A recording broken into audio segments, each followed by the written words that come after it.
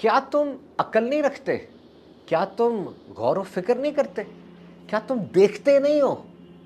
This is one of the most repeated command in Quran. ये कुरान में जो सबसे ज्यादा हुक्म हमें दिया गया ना, उनमें से एक हुक्म ये है। क्या? थिंकिंग, गौर व फिक्र। More than 300 times. अफला ताकिलून, अफला ततफक्करून, अफला तुबसिरून। यानी देखो, गौर व फिक्र करो। Now remember, deep learning is our topic. Deep learning is your super power. ये डीप लर्निंग, गौर फिक्र करना, गहराई में जाकर सोचना, it is something thinking beyond the surface. जो ऊपर ऊपर चीजें नजर आ रही होती है उस पर इक्तफा नहीं करना, बल्कि उनकी मदद से अंदर चले जाना है। आज आर्टिफिशियल इंटेलिजेंस जो कि एजेंटिक एआई तक आ गई है। पहले जनरेटिव एआई थी, इमेजेस, वीडियोस, कंटेंट बनता था। अब एजेंटिक एआई है, यानी आर्टिफिशियल इंटेलिजेंस खुद गोल बना रही है, उसका प्लान बना रही है गोल तक पहुंचने का, फिर एक्शन भी खुद ले रही है, और मिनिमल ह्यूमन इंटरफेरेंस के साथ है कि इंसान की कम से कम मुदाखलत है। लेकिन जो चीज भी हमें मिल रही है वो ठीक है, करेक्ट है, ये जरूरी तो नहीं है। हो सकता कुछ और हकीकत हो, हमें चाहिए प्रोब करें, और अगर वो हकीकत है भी तो उस हकीकत को लेकर मजीद कितनी हकीकतों को एक्सप्लोर किया जा सकता है, ये भी हमारी जिम्मेदारी है। This is the concept of deep learning. You understand, कि आपको पता चले और आप ज्यादा सोचें, ज्यादा खुब जाएं। This is to connect the dots. आपने एक डॉट को दूसरे डॉट से, दूसरे को तीसरे से मिलाना होता है। जैसे आज दुनिया के अंदर बाज लोग बहुत तबाही मचा रहे हैं, तो आप इस डॉट को मिलाएं कि उनका माजी क्या है। क्या वो हर दौर के अंदर ही नोटोरियस रहे हैं, नॉटी रहे हैं, हर दौर में ऐसी हरकतें करते रहे? It means it is in their lineage and they are supposed to do that. तो डीप थिंकिंग में इंसान को वो जवाब मिलते हैं। कभी कभार साइंस भी उनका जवाब नहीं दे पाती। साइंस एक टूल जरूर है, डीप थिंकिंग करने में साइंस एक टूल है, लेकिन साइंस 100% उसको क्लैरिफाई नहीं करती। जैसे मैं कौन हूं, मैं कहां से आया, और मैं कहां चला जाऊंगा, जाने के बाद वापस नहीं आऊंगा। This is all deep thinking. तो फरमाया, निशानियां हैं अकल वालों के लिए, निशानियां हैं इल्म वालों के लिए, निशानियां हैं तफक्कुर करने वालों के लिए, और निशानियां हैं शुक्र करने वालों के लिए। Those who think deeply. और अब एक दफा गौर करें कि जो काम भी आप करते हैं, आप प्रोफेशनल हैं, doctor, engineer, finance officer, CS में है, कॉर्पोरेट सेक्टर में, स्टूडेंट है, आप किचन के अंदर काम करती हुई एक हाउसवाइफ है, आप बच्चों को पालती हुई खातून है, आप जो कुछ भी हैं, anything which you do with deep thinking, आप जब गौर व खौस के साथ, बड़ी तवज्जो के साथ और फोकस करके जब एक काम करते हैं, उसके रिजल्ट्स क्या आते हैं? आपको खुद कितना मजा आता है, दुनिया को उसका कितना फायदा होता है, इंपैक्ट कितना ज्यादा होता है। सो दिस इज वेरी इंपॉर्टेंट। तो नमाज तो दिन में 5 बार फर्ज है, इंपॉर्टेंट है। रोजा साल में 30 दिन फर्ज है, इंपॉर्टेंट है। लेकिन ये गौर व फिक्र, ये डीप लर्निंग, ये तवज्जो के साथ कोई काम करना, ये तो हर वक्त ही जरूरी है। और नमाज के अंदर भी तो गौर व फिक्र है कि आप नमाज में हैं तो सिर्फ नमाज में ही रहें। नमाज में फिजिकली तो आप हैं, लेकिन वैसे दुनिया पूरी घूमते चले जा रहे हैं। रोजे के अंदर भी गौर व फिक्र ज्यादा जरूरी हो जाता है कि भाई मैंने क्यों रोजा रखा है, मैं गौर तो करूं, क्या सिर्फ खाना पीना ही है या कुछ और डीप इनसाइड है? सो दिस गौर व फिक्र, this deep learning is very important. अक्ल, this is the faculty which has been blessed to the humans. इंसान को जो चीज दी गई वो अक्ल है। इन्होंने कुछ बंदरों को, चिंपैंजीज को, क्योंकि जेनेटिकली सबसे क्लोजेस्ट हमारे जो चीज़ें हैं ना, जो मखलूक है, वो चिंपैंजीज है। आमतौर पे आपने देखा होगा, इन पर हमारे एक्सपेरिमेंट्स भी ज़्यादा होते हैं। किसी भी नौइयत के एक्सपेरिमेंट जिस पे इंसान के मिजाज वगैरह को समझना हो, तो इन्होंने एप्स को लैंग्वेज सिखाई, इशारों की ज़बान सिखाई, बहुत ज़्यादा साइन लैंग्वेजेस सिखाई, एक अरसे तक सिखाते रहे, और बाद में उनसे कम्युनिकेट किया। तो उन्होंने नोट किया कि चिंपैंजीज और एप्स, बंदर वगैरह, ये बाकी सारी बातें तो कर रहे थे, कलर्स का बता रहे थे, दीगर एक्शंस को जस्टिफाई कर रहे थे, लेकिन ये क्वेश्चन नहीं कर पा रहे थे। तो इन्होंने फिर ये नतीजा निकाला कि जो क्वेश्चन करना है, ये जो अकल का ये एक शाहकार है, क्वेश्चन करना, ये इंसान से खास है। इवन आर्टिफिशियल इंटेलिजेंस को भी आप प्रॉम्प्ट देते हैं तो जवाब आपको मिलता है। तो उस दुनिया में जब जवाब बहुत ज्यादा हो गए हैं, अच्छे सवाल की कमी है, तो अकल की फैकल्टी को यूज करें। आपको अकल दी गई है। व्हाट इट मीन्स, ये चेन रिएक्शन बनता है, कॉज, कॉन्सिक्वेंस, लॉजिक, डिडक्शन। क्या वजह थी? इसका नतीजा क्या निकलेगा, मैं जो काम शुरू करने लगा हूं इसका रिजल्ट क्या है, मेरी अकल मुझे बताती है, जरूर बताती है।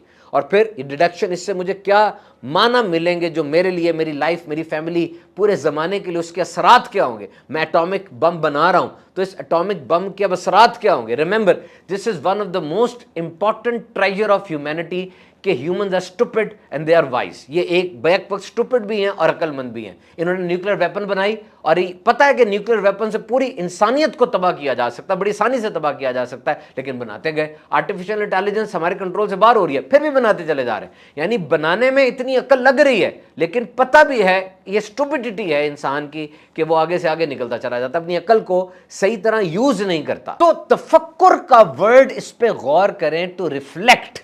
तफक्कुर का मतलब पता क्या होता है, आप किसी चीज के पास उतनी देर तक बैठे रहें, उसको एक्सप्लोर करते रहें, उसको खोजते रहें, जब तक वो चीज आपके लिए खुल नहीं जाती, जब तक आपको उस चीज का पासवर्ड नहीं मिल जाता। You continue to sit there and you continue to think again and again and again. So this is one reasoning, reflect. और आई साइट नहीं बल्कि इन साइट। और डिसबिलीवर्स को, जो ईमान नहीं लाए, जो नहीं मानते, उनको भी बार बार तफक्कुर करने के लिए कहा जा रहा है कि तुम इंसान तो हो ना, तुम्हारी इस खोपड़ी में ये 1.5 किलो का दिमाग तो है ना, तो इसको यूज करो और अकल के जरिए डिडक्शन करो, डिड्यूस करो उस चीज को कि ये चीज किस तरफ लेके जा रही है। जैसे फिरौन के दरबार में जब हज़रत मूसा अलैहिस्सलाम गए, निशानियां दिखाई, क्लियर था सारा कुछ कि these science are divine science, how you can interpret these things, यानी आप किस तरह इसको इंटरप्रेट करेंगे। और ये डिवाइन साइंस ये क्या थे, हज़रत मूसा अलैहिस्सलाम ने लाठी को अजदहा बना दिया, हाथ को यूं किया तो वो चमकने लग गया। तो फिर फरमाया कि इनके दिल यकीन कर चुके थे लेकिन ये ईमान नहीं लेकर आए, इतनी वाज़ेह निशानियां देखने के बावजूद। और अरब वाले, उन पे कुरान नाजिल हुआ, इससे बढ़कर क्या निशानी होती। फसाहत व बलागत के बादशाह थे वो, शायरी ऐसी किया करते थे, हर हर मैदान में शायरी के, अदब के जिस दरवाजे से चाहे दाखिल हो जाया करते थे। लेकिन ईमान नहीं लेकर आए, तुम्हें इतनी बड़ी निशानी दे दी, फिर भी तुम ईमान नहीं लेकर आ रहे। So these science, these are for those who have wisdom, who have reasons, who have insight and who have special logical process going on in their mind। और अभी देखिए, जो ओरायन कैप्सूल ऊपर गया था, आर्टेमिस 2, हमारी 2 वीडियोस आई थी उसके ऊपर, आपने देखी होंगी, उसमें रीड वाइजमैन वो कमांडर था। 4,32,000 किलोमीटर दूर चले गए वो चारों, वो इतनी दूर आज तक इंसान नहीं गया, स्पेस के अंदर चले गए। अब वहां जाके उन्होंने फ्लाई बाय किया। फ्लाई बाय का मतलब याद रखिएगा, उतरे नहीं, बस घूम के आ गए थे।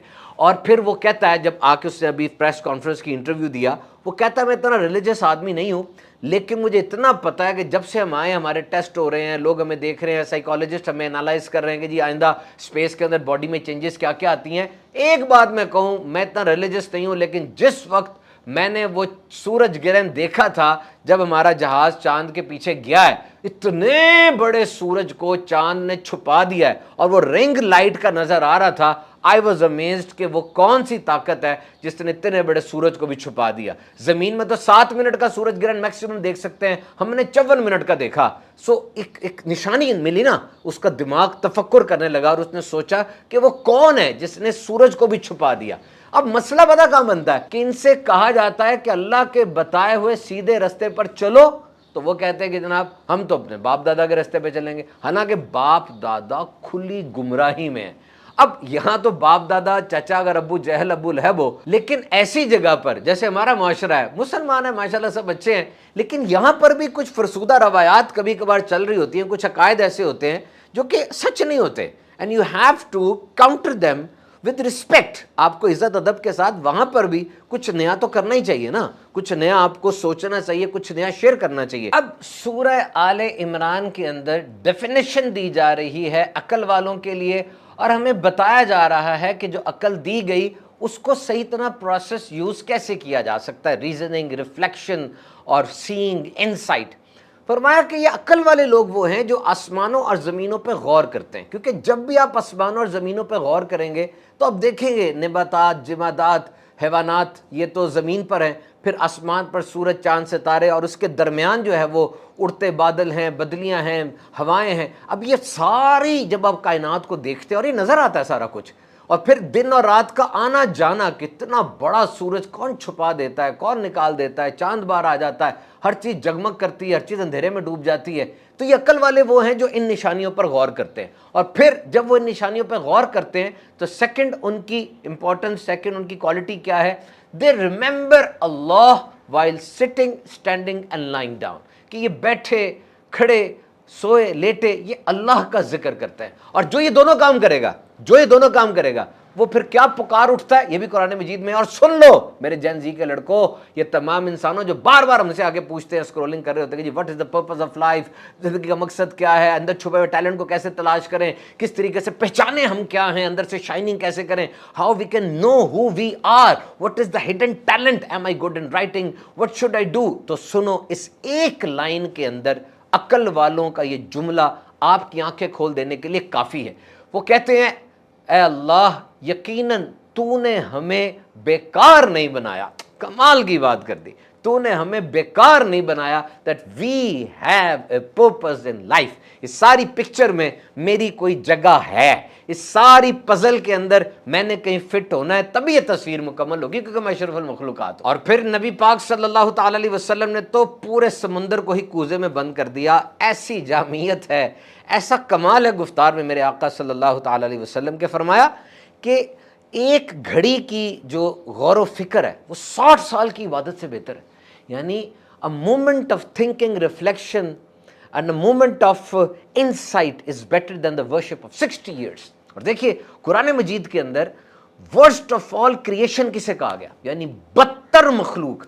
एक तो आप कॉलेज यूनिवर्सिटी के अंदर और अपने ऑफिस वगैरह के अंदर कहते हैं ना कि जो किसी जिस्मानी आर्जे में मुब्तला है या जिसमें कोई ऐसी कमी है कद वगैरह के लिहाज से, शक्ल सूरत में, उसको कुछ ऐसा बुली किया जाता है। वो तो शायद बहुत अंदर से बहुत ही आला हो और उसका तकवा ऐसा हो कि बज़ाहिर कुछ है और बातिन उसका बहुत आगे हो, लेकिन कुरान मजीद बदतर मखलूक इसको कह रहा है, वर्स्ट ऑफ ऑल क्रिएशन, कि जानवरों से भी बदतर वो है, जानवरों से भी बदतर। कौन? जो बहरा है और गूंगा है, अक्ल से काम नहीं लेता, डेफ एंड डम, you don't use your wisdom, तुम्हें नजर नहीं आ रहा सारा ही। एक सुई बगैर किसी बनाए के नहीं बन सकती, ये मनारे पाकिस्तान बगैर किसी बनाए के नहीं बन सकता, ये सब कुछ कैसे बन गया? एक वननेस ऑफ अल्लाह के ऊपर कितनी बड़ी बात है। तो बहरे और गूंगे ना बनो। तो ये वो हैं जो ना हक सुनते हैं, ना हक बोलते हैं, ना हक की ताईद करते हैं। तो अक्ल जो दी गई है, it's a big faculty and it's a trust. अक्ल जो है ना, एक अमानत दी गई है आपको, और इस अमानत में ख़यानत नहीं करनी, इसको सही तरीके से इस्तेमाल करना है। तो डीप लर्निंग की एक बड़ी प्यारी मिसाल आपको देता हूँ। एक वर्कर था, वो फैक्ट्री के अंदर जा रहा था, जाते हुए उसने देखा ज़मीन पर, फर्श पर एक तेल का कुछ कतरे गिरे हुए हैं। अब ख़त्म होगी बात, टाकी शाकी लगाओ और मारो तेल के कतरे को साफ़ कर दो। नहीं, उसने ये नहीं किया। उसने थोड़ा सा गहरा जाने की नीयत की और उसने कहा ये तेल गिर कहाँ से रहा है। ऊपर देखा तो एक बोल्ट जो था ना वो लीक हो रहा था। यहाँ भी बड़ा आसान था, जाकर रेंच पकड़ो, बोल्ट को कसो, मामला ख़त्म, अब तेल नहीं गिरेगा। उसने ये भी नहीं किया। He decided to go little deeper. उसने कहा मैं और डीप जाता हूँ। उसने अब उस जो बोल्ट था उसको पूरा खोला कि ये क्यों लीक कर रहा है, जब सारे बोल्ट एक ही वक्त में लगे होंगे, ये ख़ास क्यों लीक कर रहा है। उसने उसको खोला तो बोल्ट के अंदर एक गैस्केट होती है, एक छोटी सी चीज़ होती है, वो टूट गई थी, उस वजह से बोल्ट लीक कर रहा था। बात ख़त्म थी, गैस्केट लाता, डालता, कसता, तेल बहना बंद हो जाता, बात ख़त्म। लेकिन उसने कहा नहीं, जब ये सारे बोल्ट एक ही वक्त में ख़रीदे गए, एक ही वक्त में लगाए गए, इसकी गैस्केट क्यों ख़राब होगी। पहले उससे बाकी बोल्ट खोले, बाकी बोल्टों की गैस्केट ठीक थी। अब उसने जब मज़ीद प्रोब किया तो पता चला कि वो जो बोल्ट की गैस्केट ख़राब हुई थी वो किसी और बंदे से ख़रीदी गई थी, बाकी किसी और बंदों से ख़रीदी गई थी। मामला अब हल हुआ जाके कि गैस्केट में ख़राबी थी वो 2 नंबर थी। अब जब उसने ऊपर वालों को बताया, फीडबैक दी, तो क्वालिटी डिपार्टमेंट वो भी हरकत में आया। सारे लोग जो थे उन्होंने इसको देखा, उस वेंडर के साथ कॉन्ट्रैक्ट कैंसिल किए, उसके साथ गुफ्तो-शनीद की। तो इसे कहते हैं RCA, रूट कॉज एनालिसिस, कि आप रूट कॉज में जाते हैं, डीप थिंकिंग करते हैं, डीप लर्निंग करते हैं। देखें मैं आपको बताऊं, अगर आप ऊपर से सिम्टम देखते हैं ना और उसको फिक्स कर देते हैं, कि अगर आपने खराबी देखी उसको फिक्स कर दी, तो आपने सिम्टम को देखा, हकीकत और सच को आप भूल गए। एक बंदे को रात को पेशाब ज़्यादा आ रहा है, एक बंदे को बहुत ज़्यादा भूख लगने लग गई है, ठीक है कोई और वजह भी हो सकती है, लेकिन ये शुगर की वजह भी हो सकती है, उसकी निशानियों के अंदर भी ये शामिल है। So you have to do the deep thinking. So my dear, you have been given the choice. आपको जो चीज़ दी गई ना वो चॉइस है, ये बाहर अजान 5 दफ़ा होती है, आपकी मर्जी है, आप जाएं मस्जिद में जाकर नमाज पढ़ें या ना पढ़ें। पाकिस्तान के अंदर तो ऐसा नहीं होता कि आपको पुल किया जाए, पुश किया जाए, ड्रैग किया जाए, खींचा जाए। हम तबलीग कर सकते हैं, तरबियत कर सकते हैं और कुछ नहीं कर सकते। इट्स योर विल, आपको चॉइस दी गई है।